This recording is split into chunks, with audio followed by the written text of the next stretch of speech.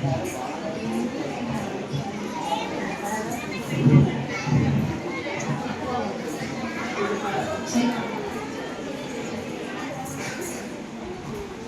எல்லாரும் பாக்கீங்க? ஏன்டா இப்படி உள்ள வந்து சுத்தி போறாங்க பாத்தீங்களோ?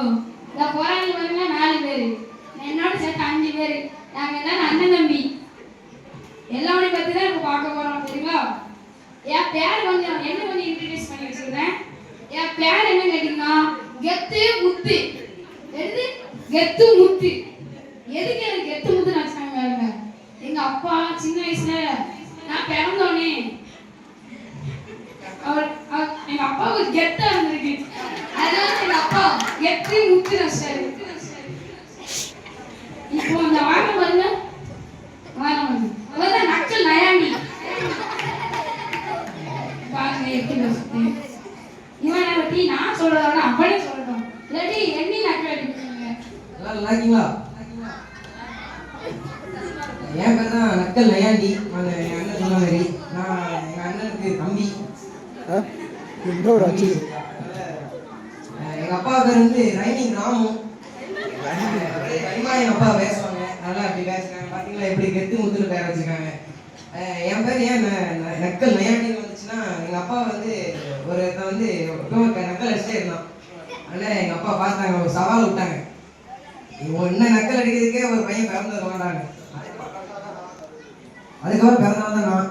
உடனே என் பேர் நக்கல் நயாண்டின்னு வச்சுட்டாங்க. எப்படி நக்கல் பண்ணானே? ஆனா நான் கொஞ்சம் கட்டையா இருப்பான், நான் தெரியுங்களா? அதான் அண்ணன் வந்தாச்சு. நான் வாரம் வரேன். அவன்தான் 1ஆம் நம்பர் சுறுசுறுப்புக்காரன். கொட்டாய் எவ்வளவு ஸ்பீடா விடாம பார்த்தீங்களா? நம்பிடாங்க 1ஆம் நம்பர் சோம்பேறி விடு. பாத்தீங்களா? இப்போ வாழைப்பழம் நீ கொடுத்துருக்கேன் சாப்பிட, வாழைப்பழத்தை பொடியோடு திங்கான். எதுக்கு முடிக்க சோம்பேறி. வாழைப்பழத்தோடு சத்து சத்தா சரி பானை தின்னு தூங்காதான்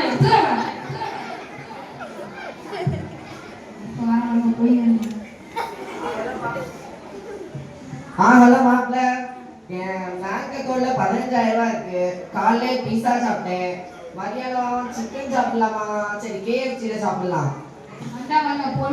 புழுவனி வண்டி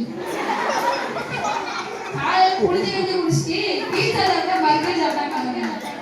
ஐயோ இது வேற எல்லாரும் முன்னாடி கேவலப்படுத்துறாங்க. அன்னைக்கு இப்படிதாங்க ஊருக்குள்ள எல்லாரும் புளி வந்து கத்துறோம். நான் ஊர் மக்களை கூட்டிட்டு போறேன், புளிய மரத்துக்கு நின்று மேல புளி இருக்குமா. இவனை எப்படி கேவலப்படுத்தலாம்? அண்ணே உங்களை இன்னைக்கு பொண்ணு பார்க்க வந்திருக்காங்க. நான் சொல்லதுக்கெல்லாம் ஏமாறது எங்க அண்ணன் ஒருத்தன் தான். பாத்தீங்களா? சொன்னோம்னா எப்படி ஏமாறி வராங்க. அன்னைக்கு இப்படிதான் ஒரு பிள்ளை நம்ம பார்த்துட்டே இருக்கு சொன்னா, நான் போய் ப்ரப்போஸ் பண்ண வேண்டாம் 10 பேர் குதிச்சாங்க சுத்தி. நான் மட்டும் அன்னைக்கு வரலன்னா உடைய 10 பேர் சேர்ந்து அடிச்சு தோம்சம் பண்ணி போனது. வாங்க பை வாங்க. அங்க ஆம்சகங்க ஹலோ ஊதி விட்டா பறந்துங்க. ஏன் கூட சேர்ந்து நீங்க அடிவங்க. 2 அடி தெரியாம ஒரு சரி பண்ணு.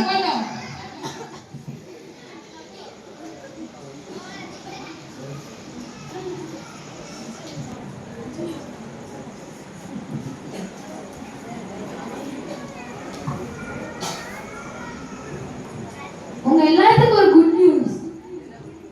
என்ன குட் நியூஸ்? சர்ச்சில சார் என்ன முதல் பிரசங்க எடுக்க சொல்லிட்டாங்க. பார்த்தோம். அப்பா அவ்வளவுதான் ஆரணம் முடிஞ்சி. என்ன இப்படி ஆச்சரியப்படுறேன்? நான் எவ்வளவு நல்லா எடுத்துவேன், அதனால எனக்கு நேரம் கிடையாது பார்த்துக்கோ. அதனால நான் வந்து காணிக்க பாட்டு மட்டும் படிக்கலான்னு இருக்கேன். என் குழந்தை எவ்வளவு இனிமையா இருக்கு. காக்கா கத்துனா யார் காணிக்க போடுவா? நீ போடாத, மக்கள் போடுவாங்க. எவ்வளவு இனிமையா இருக்கு என் குரலு. காக்கா கத்துறீங்களா மாதிரி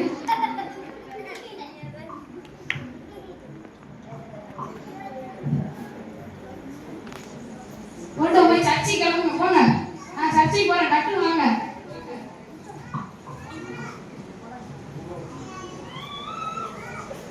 ஹலோ ஹலோ என்ன பண்ணுறீங்க?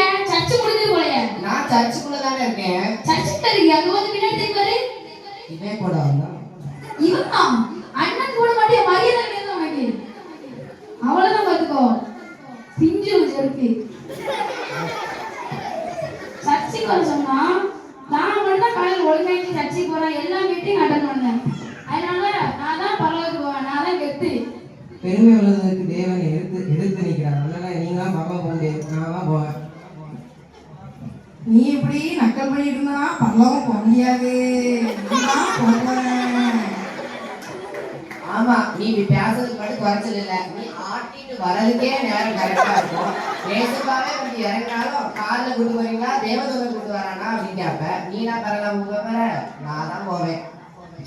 நீ நீ ஒரு புடுகுடி, நீ எல்லாம் பண்ணாமே போக மாட்டேன், நான் தான் போவேன். சரி சரி நிப்பாட்டுங்க, நம்ம இப்படி சண்டை போட வேண்டாம். ஏசப்பா நம்மளுக்கு எல்லாத்துக்குமே ஜீவ கிரீடம் வச்சிருக்காங்க.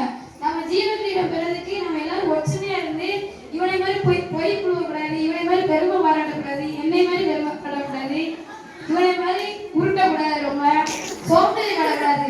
அப்படின்னா தான் நம்ம பரலோக ராஜ்யம் நம்மளுக்கு கிடைக்கும், ஜீவ கிரீடம் நம்மளுக்கு கிடைக்கும். நீ மரண பரியந்தம் உண்மையா இருக்கும்போது ஜீவ கிரீடத்தை இயேசு தருவார். வெளிப்படுத்தல் 2:10.